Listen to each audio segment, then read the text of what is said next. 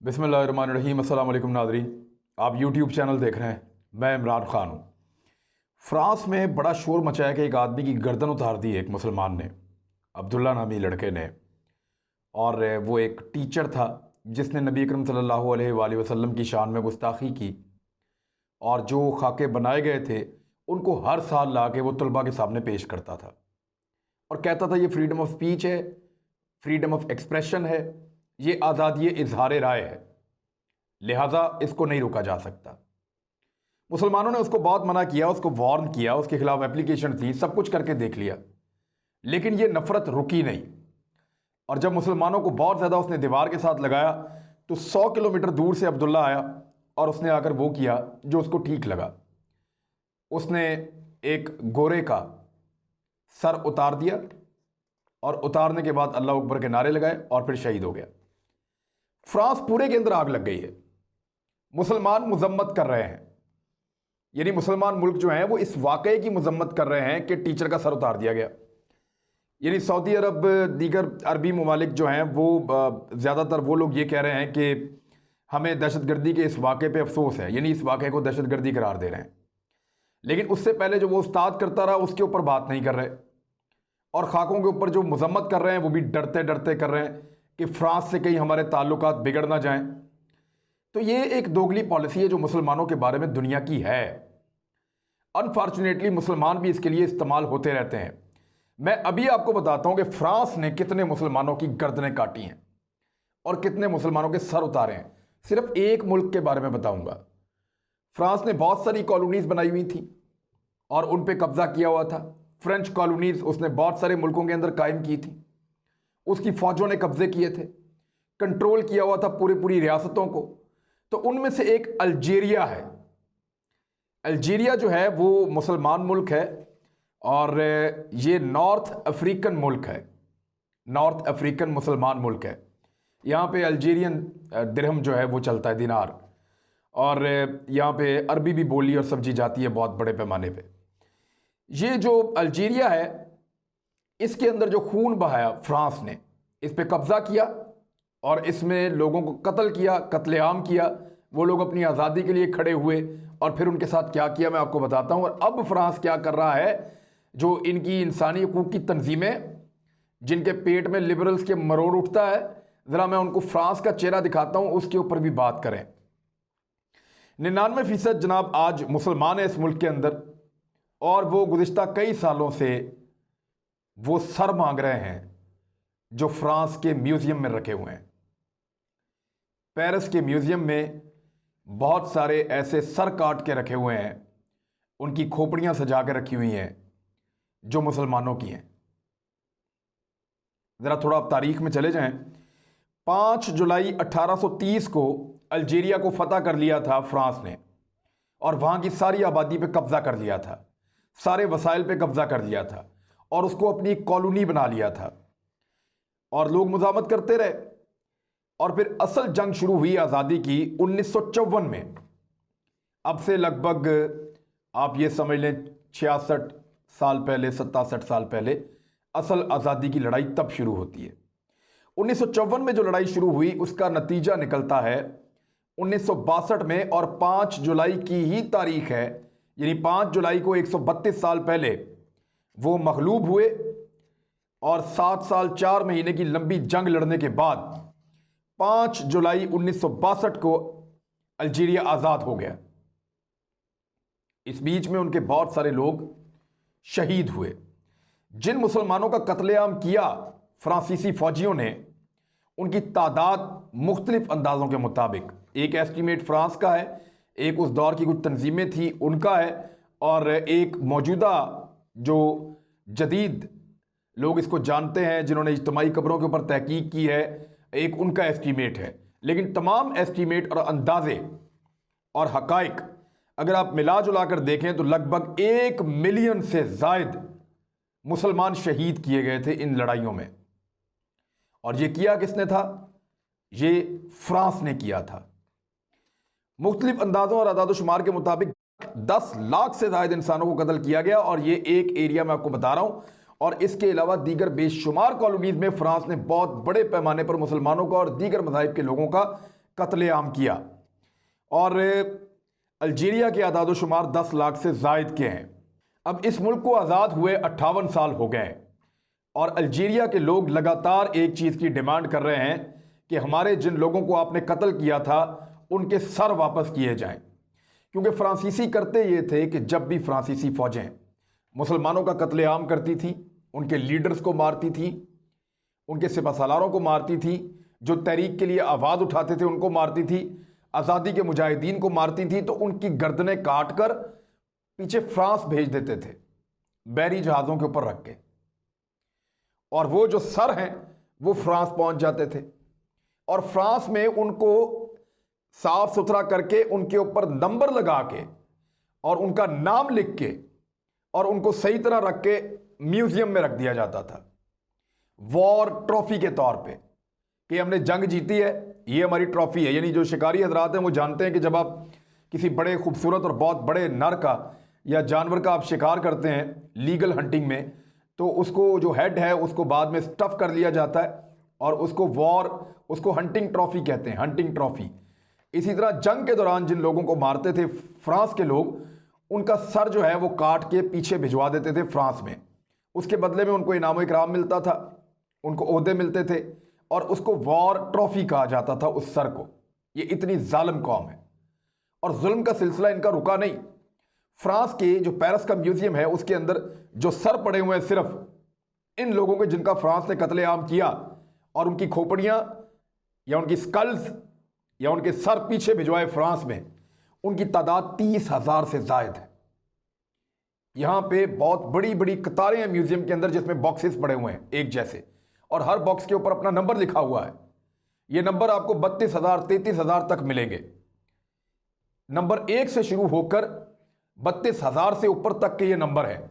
यानी 30,000 से ज्यादा खोपड़ियां जिनको फ्रांसीसियों ने कत्ल किया वो पेरिस के म्यूजियम में पड़ी हैं और वो शोर मचा रहे हैं एक आदमी की गर्दन कटने पे। खुद उन्होंने कितने सर काटे हैं और उन सरों को काट के अपने पास महफूज रखा है वॉर ट्रॉफीज के तौर पे। अगर तो उनके अंदर गैरत आ गई है या इंसानियत आ गई है या वो इंसानियत के चैंपियन बन गए हैं या जमहूरियत के अलमबरदार बन गए हैं या बहुत लिबरल और सेकुलर हो गए हैं, तो उन सरों को उनके वारसीन को लौटा क्यों नहीं देते।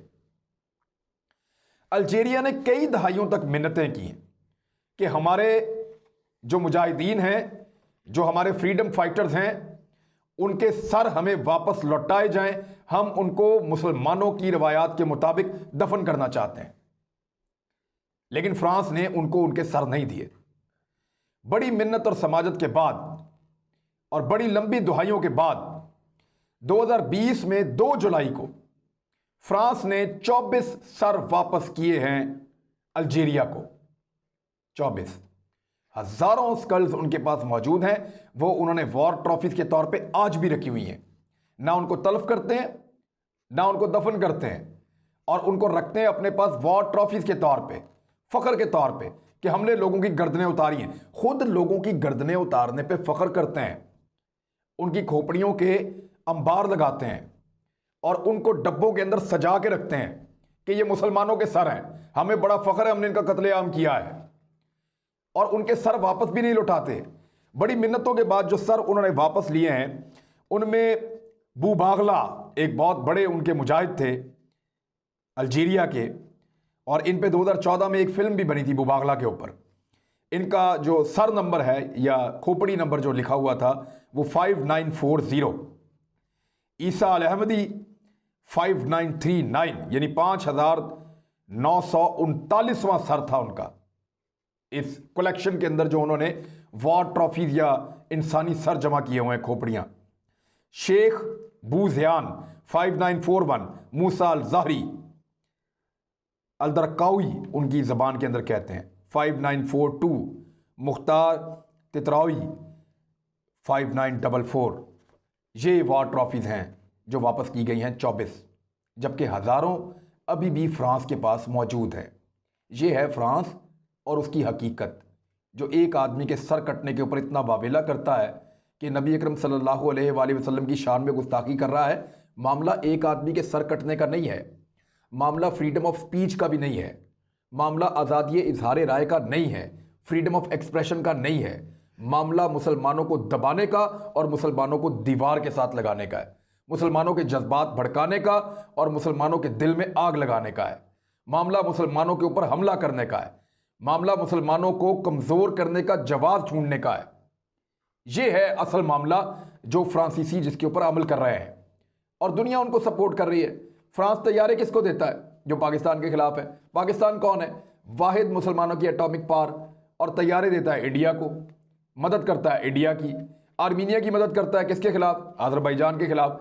जहां जहां दुनिया में मुसलमान खड़े होंगे फ्रांस उनके खिलाफ खड़ा हो जाएगा, इसराइल की मदद करेगा और मुसलमानों के खिलाफ हमेशा जाएगा। यह फ्रांस की पॉलिसी है, कोई माने या ना माने। अब आप ये देखें कि इस वक्त फ्रांस के अंदर एक कानून है और वो कानून ये है कि आप यहूदियों की बेइज्जती करें या हॉलोकॉस्ट के ऊपर बात करें तो आपको स्टेट अवे जेल में डाल देंगे। बिल्कुल सीधा सीधा कानून है। यहूदियों के बारे में कोई उनकी इंसल्ट करें या आप हॉलोकॉस्ट के बारे में बात करें तो आपको डायरेक्ट उठाएंगे, उठा के जेल में डाल देंगे। यह है फ्रांसीसियों का कानून। लेकिन नबी अकरम सल्लल्लाहु अलैहि वसल्लम की शान में गुस्ताखी को जानबूझकर वो कहते हैं यह आज़ादी इज़हार राय है और ये उनकी एक गलती है और इस गलती की सज़ा उन्हें भुगतनी पड़ेगी। ऐसा नहीं है कि जो उन्होंने अल्जीरिया के साथ किया वो उसको बार बार कर पाएंगे। दुनिया बदलती है और आशिक रसूल जो है वो पूरी दुनिया में मौजूद हैं। मुसलमान इस वक्त एक बहुत बड़ी अक्सरियत के तौर पे इस दुनिया में मौजूद हैं और उनके जज्बात भड़क जाते हैं। अब पहली मर्तबा फ्रांस को इस बात का अंदाज़ा हो रहा है कि मुसलमान कितना बड़ा नुकसान कर सकते हैं अगर इकट्ठे हो जाएं तो, क्योंकि तुर्की की जानिब से कॉल दी गई बाइकॉट की। कई अरब ममालिक के अंदर खुद साख्ता तौर पे लोगों ने फ्रांस की प्रोडक्ट्स का बाइकॉट किया है। पाकिस्तान के अंदर बाइकॉट हो रहा है, इंडिया के अंदर बाइकॉट हो रहा है, मलेशिया के अंदर बाइकॉट हो रहा है। दुनिया के कई ममालिक के अंदर फ्रांसीसी मसनूआत के बाइकॉट से फ्रांस को $100 अरब का नुकसान होने का अंदेशा है। और अगर मुसलमान सिर्फ इतना कर जाएं तो अपनी सड़कों पर एहतजाज करने का, अपने मुल्क के अंदर अपनी इकॉनमी को नुकसान पहुंचाने का उनको कोई फ़ायदा नहीं होगा। लेकिन अगर सिर्फ बाइकआउट कर दें, कोई एहतजाज ना करें, कोई रैली ना निकालें, कुछ भी ना करें, सिर्फ इनकी मसनूआत का बाइकआउट कर दें, इनके साथ तजारत बंद कर दें, खरीदो फरोख्त बंद कर दें, तो याद रखिएगा तो जो ताजिर इसमें 10, 20, 50 लाख का नुकसान उठाएगा, बहुत ज़्यादा भी उठाएगा तो अल्लाह उसको करोड़ों में देगा। ये तो मेरा ईमान है। लेकिन होगा क्या? जब आप फ्रांस का बाइकआउट करेंगे तो फ्रांस की पसली टूट जाएगी, उसकी रीढ़ की हड्डी के ऊपर जोर पड़ेगा और उसको पता चलेगा कि सिर्फ यहूदी ही काबिल एहतराम नहीं है इस दुनिया में, मुसलमान उनसे ज़्यादा काबिल एहतराम हैं और उनके नबी आखिरुज़्ज़मा हज़रत मोहम्मद सल्लल्लाहु अलैहि वसल्लम की इज़्ज़त सब पर फ़र्ज़ है।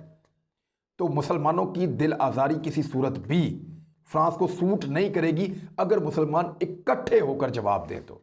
और जवाब इसका सिर्फ एक ही बनता है, बाइकॉट। फ्रांस की मसनूआत का बाइकॉट किया जाए।